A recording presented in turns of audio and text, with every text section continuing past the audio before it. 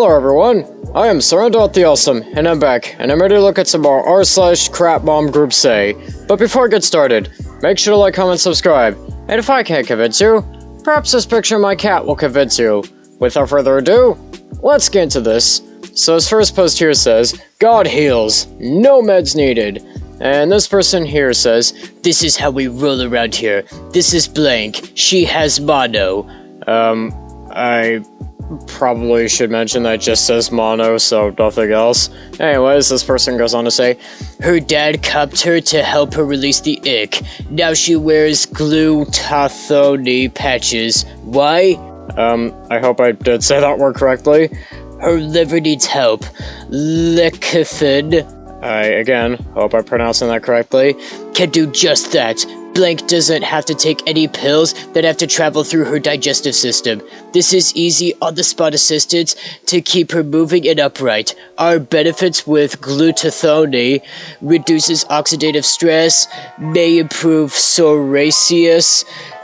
3. Reduces cell damage in alcoholic and non-alcoholic fatty liver disease, improves insulin resistance in older individuals, increases mobility for people with peripheral artery disease, reduces symptoms of Parkinson's disease, may help fight against autoimmune disease. Hey, you know, this is kind of sounding more and more like an MLM or a scam of some kind the more I read this.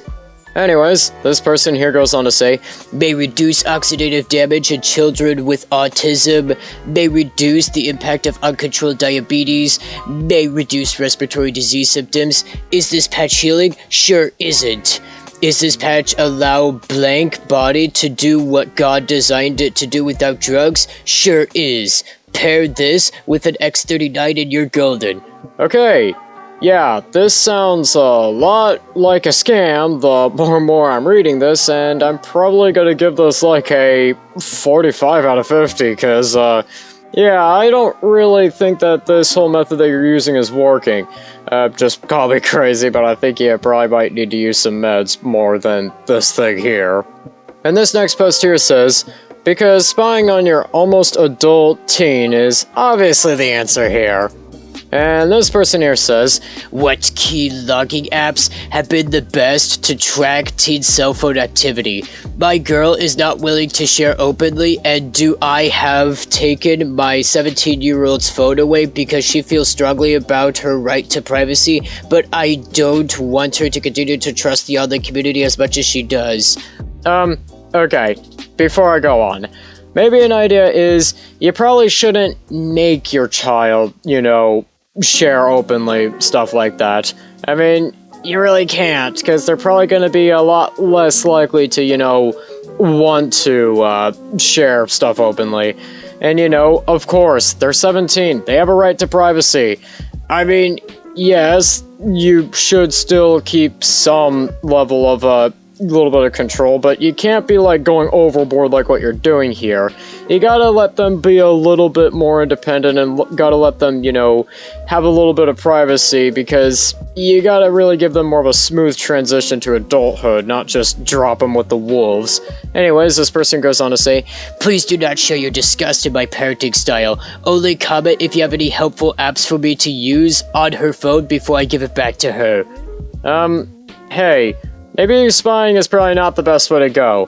Maybe your child isn't wanting to share openly stuff with you because, you know, you're gonna do stuff like this, and I am probably gonna give you like a 50 out of 50. I mean, maybe your child has a reason why they don't want to share stuff openly with you. And this next post here says, wow, this one is crazy. A long-lost potential child 16 years later. And this person here says, hi ladies, so this is definitely an anonymous post because, well, you'll see why. I am looking for a family lawyer recommendations. Backstory: a few days ago, my husband got a message from someone he was with once about 17 years ago that her 16-year-old daughter might be his. She was with her ex-husband at the time and cheated with my husband long before we met, and sounds like he didn't know. Apparently, she's always suspected that this kid wasn't her ex's, somehow around 12, likely timed with her parents' divorce. Someone put the idea in this kid's head that her dad might not be her dad, and she finally found him on Facebook the other day. This woman has 5 kids with her ex-husband ranging from 23 years to about 13, and 1 living child with her ex-boyfriend that is 3, and 1 that passed at birth last year. The ex-husband has refused a DNA test. Okay, well, they can't really confirm that the child isn't his if he isn't going to do a DNA test. Anyways, this person goes on to say, anyways, my husband is a mess, not sleeping, and before he agrees to any genetic test, which he wants to do because he's a good guy, that we have to talk to a lawyer, that we need advice on how to proceed. He's never heard a word from this woman until Saturday night, and we do have the screenshots of the conversation to show he was never informed.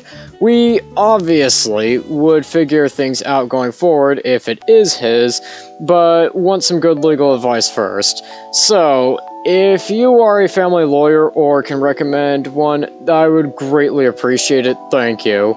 Okay, for this one here, I'm gonna say that this one here is kind of something that I would probably see would definitely be a legitimate concern from someone. And for this post, I'm probably gonna give this like a 10 out of 50. But for the person, the ex-girlfriend or whatever, yeah, I'm gonna give her a special out of 50 because she cheated. Possibly knew that the daughter there was not her ex-husband's, and yeah, she's just now telling the OP's husband that yeah, that child might be his, and yeah, that's a really scummy thing to do, and yeah, I would really get with a lawyer, OP, and just discuss your options. And this next post here says, sleeping with a man who holds hatred for her. And this person here says, just here to vent. My ex, who is also the father of this baby, and our 5-year-old wants nothing to do with this baby. Yes, we broke up 3 years ago, and he still holds so much hurt, anger, and hatred against me. Yes, we were still hooking up, and now I'm pregnant. He wants nothing to do with this baby, wanted me to have an abortion, which I didn't, and he holds that against me. He has not asked me once how I'm doing, feeling, nothing. Today, I asked if he wanted to come to anatomy scan and if he wanted to be there for the birth, and he said that he can't because he would have to work because of money to pay his not court-ordered child support. I'm sorry, that's a lame excuse. So, I mean, judging by how the sentence is structured, I think you're basically saying that he's, that he doesn't have to pay child support, but he's still doing it anyway. Anyways, this person goes on to say, it just hurts he gives zero support.